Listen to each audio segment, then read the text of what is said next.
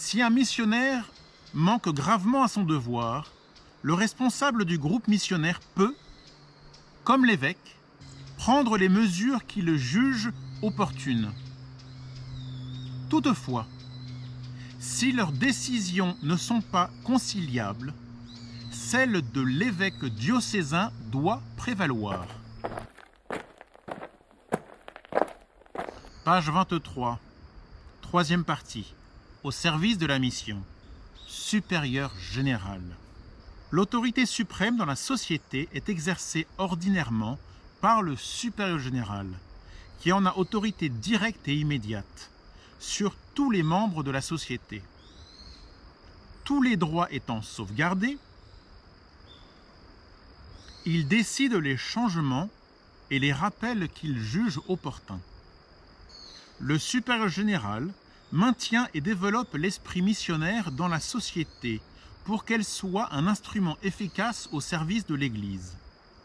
Il est investi de l'autorité au service de tous les membres de la société. Il veille au maintien de l'unité entre eux dans la recherche du bien commun. Le supérieur général, excusez-moi, je suis en train de lire la page qui concerne le conseil permanent, C59. Le consentement du conseil permanent est requis dans les cas suivants. Je ne vais pas tout vous lire, tellement la liste est longue. Conseil plénier. Le rôle du conseil plénier est de permettre un échange entre les groupes missionnaires et le conseil permanent, et d'étudier des questions importantes concernant l'ensemble de la société.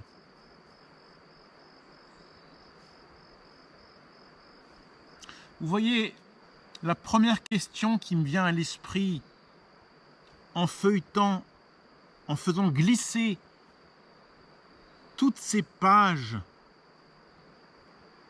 toutes ces informations intéressantes, instructives, délicates, soucieuses, dont certaines, comment vous dire, en clair, toutes les pages que je vois, tout le contenu des pages qui indiquent le bon fonctionnement de la Société des missions étrangères de Paris. Est-ce que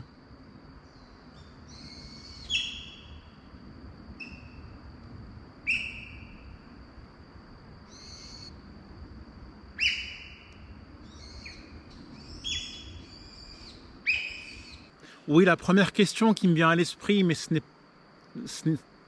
n'est pas nouveau, ce n'est pas de maintenant, alors que je vous lis le contenu, enfin, quelques parties du contenu, parce que c'est vraiment long et que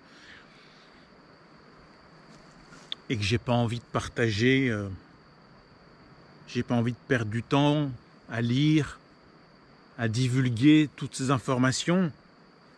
Moi, la première chose, encore une fois, qui me vient à l'esprit, c'est est-ce que les évêques des pays de terre de mission où sont envoyés les missionnaires, est-ce que toutes ces personnes à responsabilité ont informé les responsables des églises locales? Est-ce qu'ils ont traduit, en clair, en bref, dans mon cas, est-ce que ce livret des constitutions et directoires des missions étrangères de Paris est-il dans la langue du pays, du Japon, qui accueille les missionnaires MEP? Est-ce que, dans mon cas, l'évêque du diocèse de Sapporo, Monseigneur Katsuya, est au courant de ce livret des constitutions et directoires des MEP?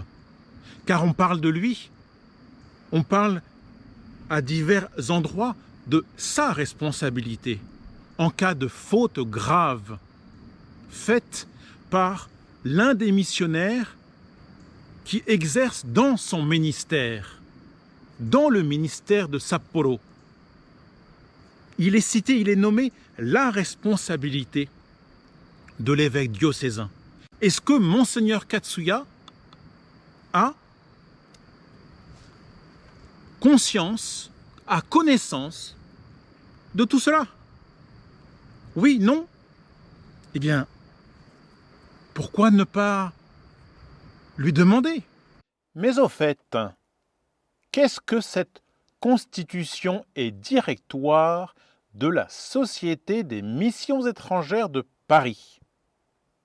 Eh bien, c'est un texte qui a été voté à l'unanimité par l'Assemblée générale le 21 juillet 2010, approuvé par son éminence le cardinal Dias, préfet de la Congrégation pour l'évangélisation des peuples, le 13 avril 2011. Promulgué par le supérieur général Georges Collomb et son conseil plénier, le 6 octobre 2011. Entré pleinement en application le 6 janvier 2012. Vous y trouverez les modifications apportées au directoire par l'Assemblée de 2016. La Société des missions étrangères de Paris, fondée en 1660 et approuvée le 11 août 1664, est une société missionnaire de vie apostolique pour la mission Agentes, de droit pontifical, qui relève de la Congrégation pour l'évangélisation des peuples. Au cours des siècles passés, la société a exercé un ministère d'évangélisation méritoire dans diverses régions du monde, particulièrement en Orient, en témoignant de manière héroïque de l'Évangile dans différentes nations et en y implantant l'Église du Christ.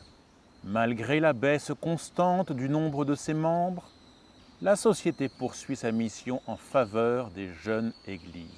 En considération de la situation concrète de la Société, l'Assemblée générale, qui a eu lieu en juillet 2010, a opportunément proposé de modifier ses constitutions pour les adapter aux circonstances actuelles en mutation.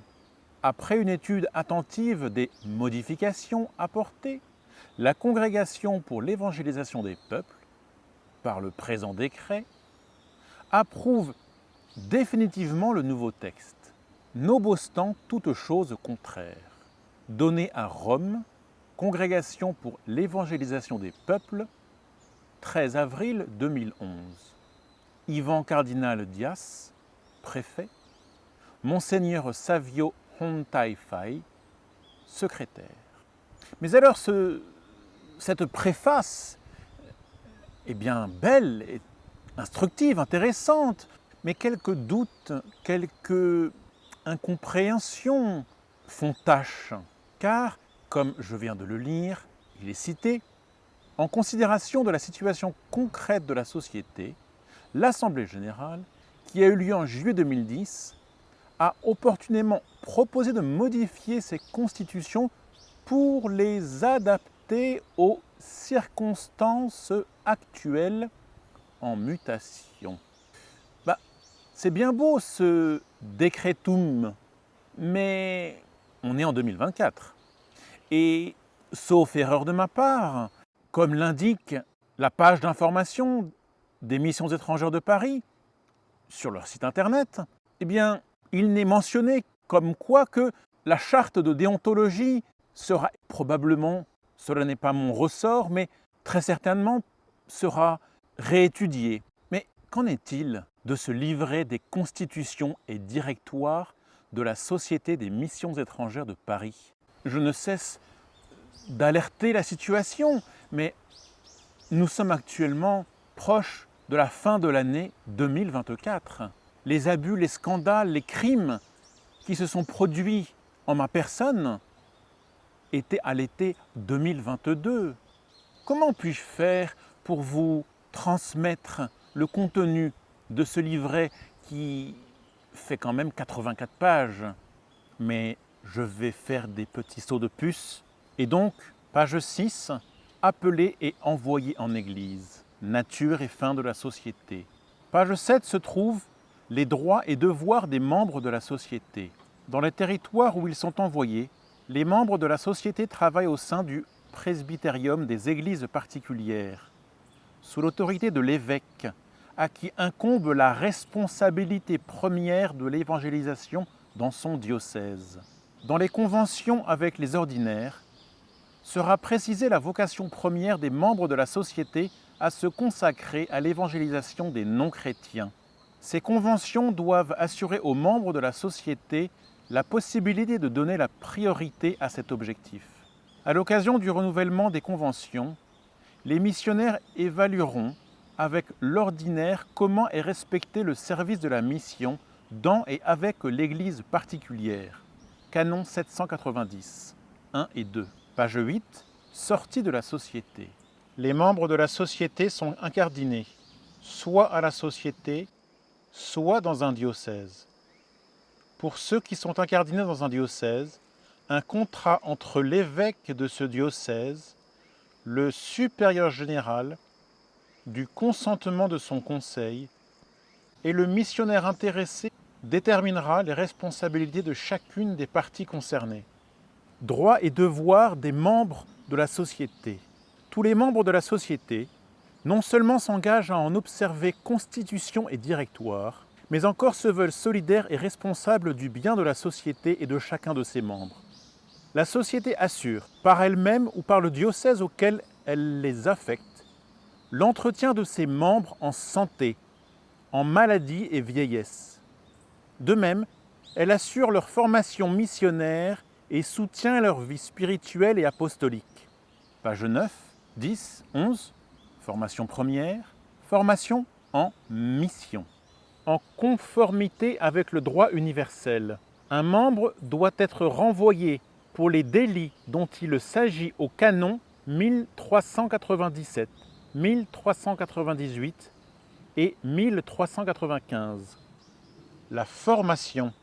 Disciple du Christ et porteur de l'Évangile, le missionnaire doit écouter la parole de Dieu pour s'en imprégner, écouter les hommes pour savoir comment leur transmettre cette parole.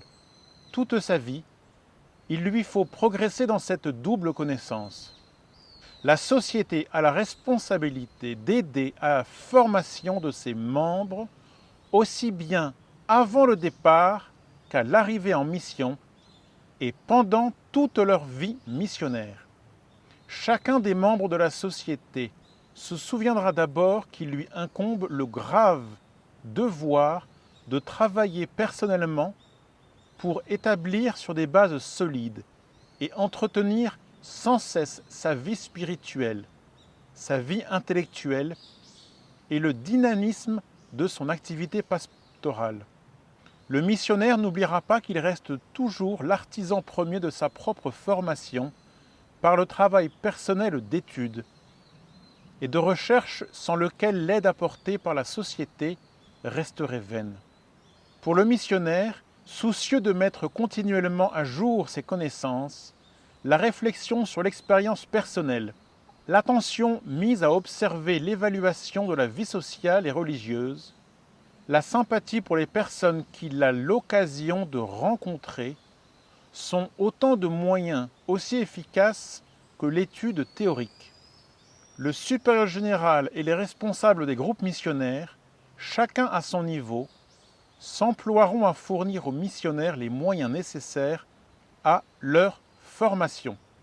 Le supérieur général veille à ce que soit élaboré et fidèlement observer un guide de la formation conforme aux exigences du droit.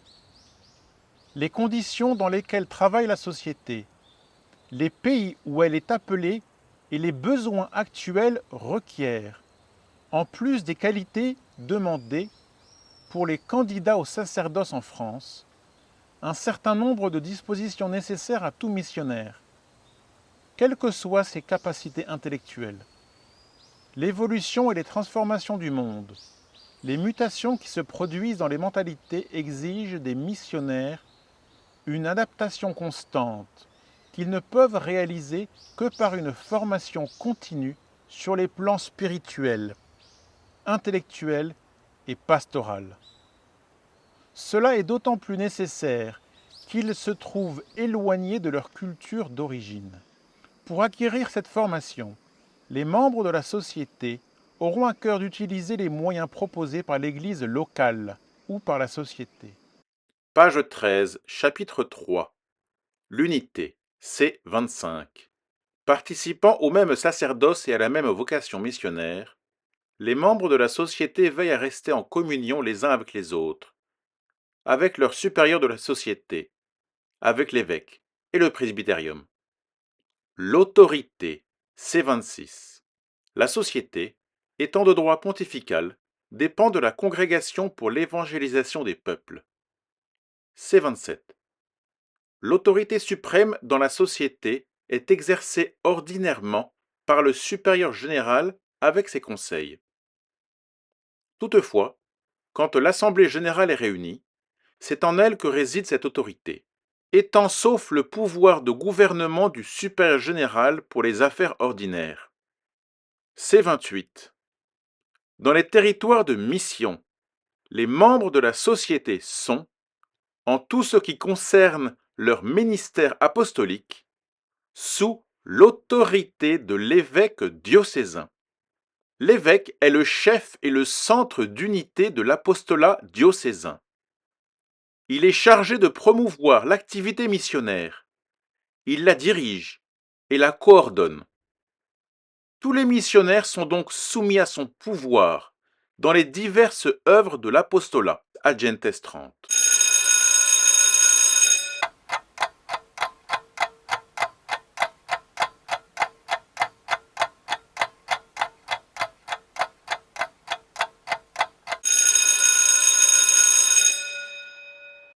Page 35. Subsistance des missionnaires. C81. Les missionnaires affectés à une église locale sont, en santé, maladie et vieillesse, à la charge de cette église locale. Tout prêtre faisant partie du presbytérium de cette église est assuré, quelle que soit sa fonction, d'une subsistance honnête que lui fournit son évêque. Pour faire face à leurs obligations, les évêques, comme la société, sont invités à contracter, pour leurs prêtres, des assurances en maladie et en vieillesse. Les missionnaires travaillant en dehors de la société doivent trouver dans le poste qu'ils occupent les moyens de leur subsistance, frais médicaux compris. La subsistance des missionnaires âgés ou malades qui quittent définitivement les missions avec l'autorisation de leurs supérieurs sera assurée par arrangement particulier entre leur évêque et la société. Les membres de la société placés, même à titre provisoire, à la tête d'un territoire de mission ne cessent pas d'appartenir à la société. Bien que non soumis à l'autorité des supérieurs de société, ils entretiennent avec eux les liens particulièrement étroits en esprit de collaboration fraternelle. Des conventions établies selon les directives du Saint-Siège définissent les relations entre les chefs de mission, qu'ils soient membres de la société ou non, et les supérieurs de la société. Ils se tiennent mutuellement au courant des affaires importantes ayant des incidents communs. C29. Les missionnaires sont répartis en groupes missionnaires et placés sous l'autorité du responsable du groupe auquel ils appartiennent. Les membres de la société attachés à une maison commune sont sous l'autorité du supérieur de cette maison. C30. Sont supérieurs majeurs, le supérieur général et le vicaire général. Leurs attributions sont définies par le droit universel et le droit propre de la société. Page 16. Les groupes missionnaires au sein de l'Église locale. Responsabilité d'un groupe missionnaire. Le responsable d'un groupe missionnaire représente le supérieur général auprès des membres de la société dans le groupe. Il a autorité sur tous les membres du groupe missionnaire. Il veille, le responsable missionnaire, il veille à leur bien spirituel et matériel, à leur sanctification, à leur formation continue et au maintien de leur esprit apostolique. Il doit veiller à observer les règles de confidentialité et le respect des personnes. Le responsable du groupe tient lui-même un journal sur la vie du groupe missionnaire. Le responsable du groupe missionnaire représente la société auprès de la conférence épiscopale. Il collabore avec les évêques diocésains de façon à leur rendre la tâche plus facile, tout en évitant avec soin de s'immiscer dans le gouvernement des diocèses.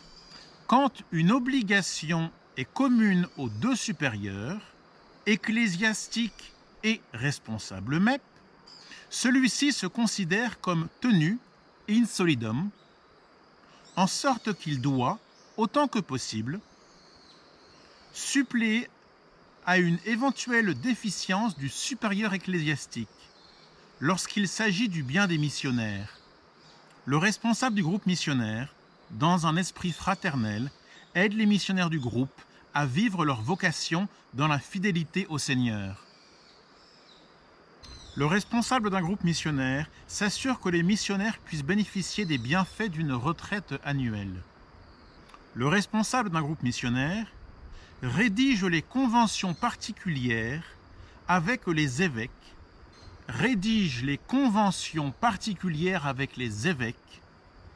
et les présente pour acceptation et ratification au supérieur général.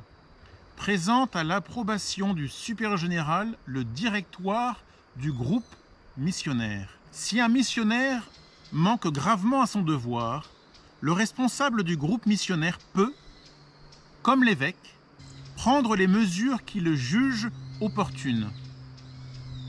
Toutefois, si leurs décisions ne sont pas conciliables, celle de l'évêque diocésain doit prévaloir.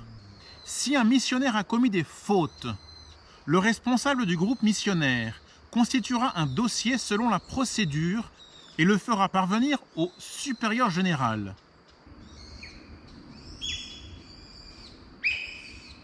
Il y a un chevreuil. Juste là.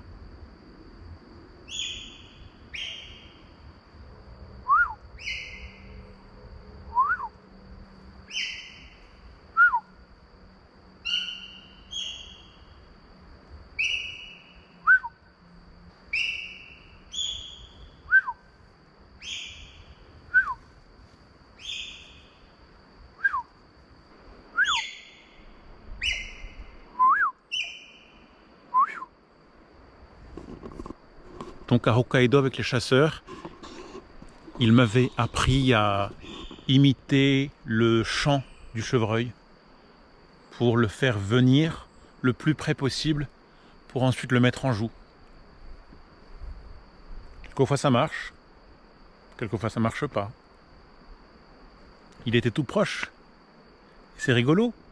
On s'est échangé des mots, j'allais dire. On a fait un dialogue, c'est rigolo. Et vous entendez, le son est encore de plus en plus loin, donc il est parti. Bon bref, j'en étais où moi? Est-ce que le livret des constitutions et directoires des MEP a été pensé, réfléchi pour être traduit dans les langues des pays où sont leurs missionnaires? Car, comme il est indiqué dedans, dans ce texte, je répète encore une fois, dans ce texte qui a été voté en 2010, puis modifié en 2016, est-ce que, comme il est indiqué à plusieurs reprises, l'évêque diocésain a sa part de responsabilité dans les deux cas, pour être plus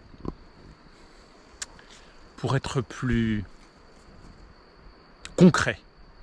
Dans les bons cas de la vie, mais dans les mauvaises situations, dans les cas les plus dramatiques. Est-ce que Monseigneur Katsuya, l'évêque diocésain de Père François-Xavier Or et de Père Philippe Rittershaus, a la connaissance de ce livret des constitutions et directoires des MEP? Car sa responsabilité est citée. Suis-je pris pour un imbécile? Dois-je retourner encore et encore et encore à 2000 km au nord,